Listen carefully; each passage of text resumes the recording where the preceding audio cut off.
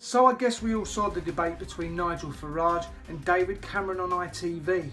Me for one, I thought they were going on the podium together. That certainly would have made better screening.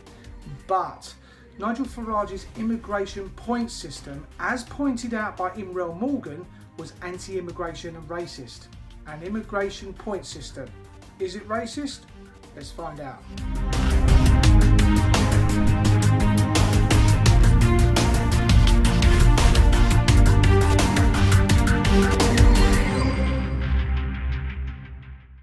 Nigel Farage certainly has had his fair share of labels. He believes what he says and he believes in his cause. But one thing I noticed in the debate, and it hasn't gone unnoticed on social media, that the questioners for David Cameron were not very eloquent, but Nigel's were. But as I said in the intro, Farage was being targeted with racism due to his point system on immigration.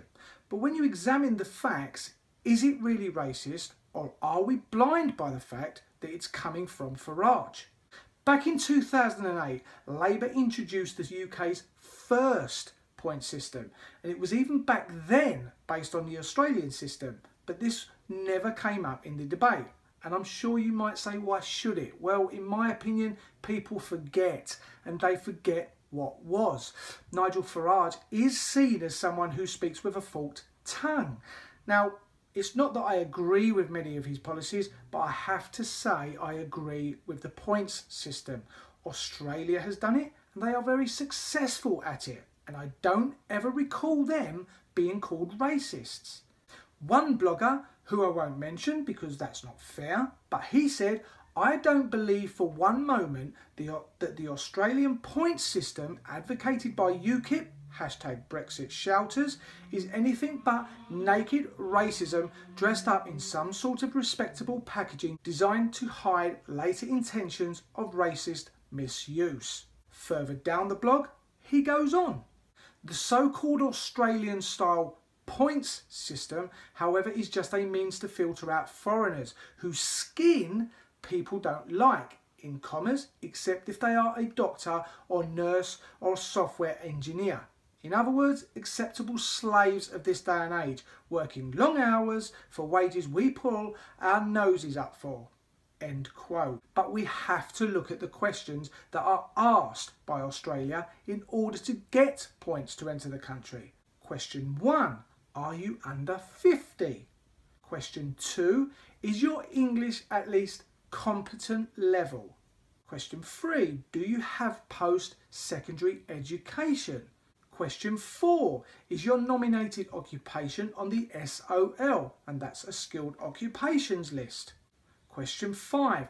Do you have necessary work experience in your nominated occupation, or do you meet the 2-year study requirement? Now, as far as I'm concerned, them questions do not refer to race, skin, colour or religion. Is it such a bad thing to want your country to flourish, to have an ever-growing economy? Me personally, I don't think so. Now, Nigel Farage has been consistent in his views on immigration cap. He said, we don't need any more unskilled labour. Now, isn't that what Australia's system states? The SNP are in favour of controlled points-based system to support the migration of skilled workers for, here we go, the benefit of Scotland's economy. Racist views? But if we had the system in place, couldn't we make moves to benefit our economy? Take the case for the shortage of doctors and nurses. A Freedom of Information Act by the BBC showed that on the 1st of December 2015, the NHS in England, Wales and Northern Ireland had more than 23,443 nursing vacancies. For doctors, the number of vacancies went from 2,907 to 4,699. Dominic Hughes said back in February, there are many reasons for the large number of vacancies. One simple reason is that more posts exist, but the number of trainees has not kept up.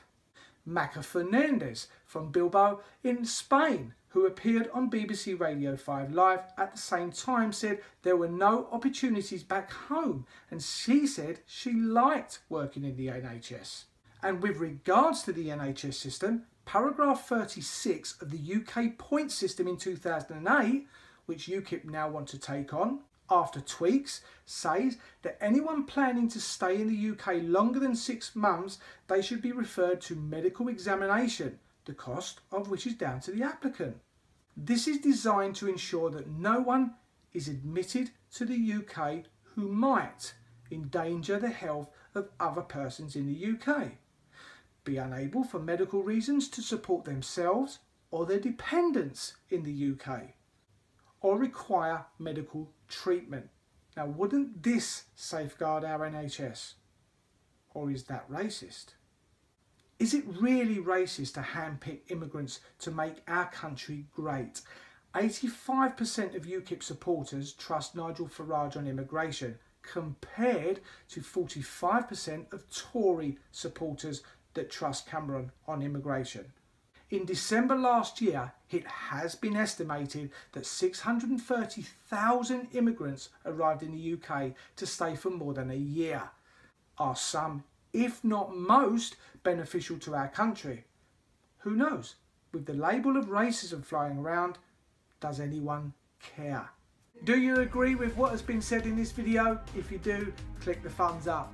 Don't want to miss an episode? Then click subscribe, and I would like to thank you for watching, and I will see you again soon in the next upload. Bye bye for now.